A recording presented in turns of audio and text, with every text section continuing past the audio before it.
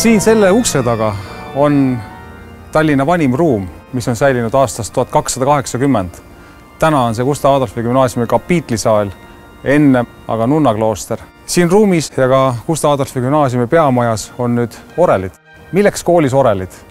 Selleks, et lähendada selle võimsa pilli kõla, kultuuri ja traditsioone kaasaegsetele noortele. Et õpilased saaksid õppida ja harjuksid selle erilise instrumendi kõlaga ning peaksid seda loomulikuks pilliks. Oreliga on järg nüüd seal maal, et suur hulk olu on siin seina ääres igal pool ja suured viled on maas ja võiks öelda, et niisugune karkass või toolvärk on püsti ja suuremad asjad on ka juba monteeritud, nii et ma toon nädala lõpupoole väiksemaid vilesi juba peale, nii et me saaksime hakata juba häälestama. On küll natukene pingelisemaks läinud see töö lõppjärk, alguses tundus, et läheb liiga kiiresti, aga loodame, et sujub kõik.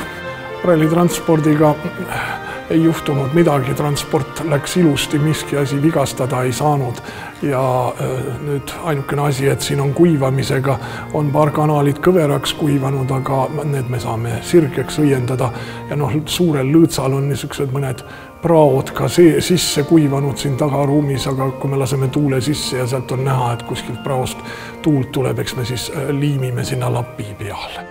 Originaalist erineb orel visuaalselt päris palju. See Mederi-saal on siin täiesti teistsuguse ehitusega ja me oleme oreli väljanägemist muutnud, nii et tegelikult need inimesed võib-olla, kes Ediktoni kirikus on harjunud käima ja kui nad tulevad siia ekskursiooni korral, siis nad võib-olla nii väga palju ei tunnegi seda pilli ära. Me oleme oreli gabariitmõõtmeid ka vähendama pidanud, sest see ruum ei ole siin nii kõrge.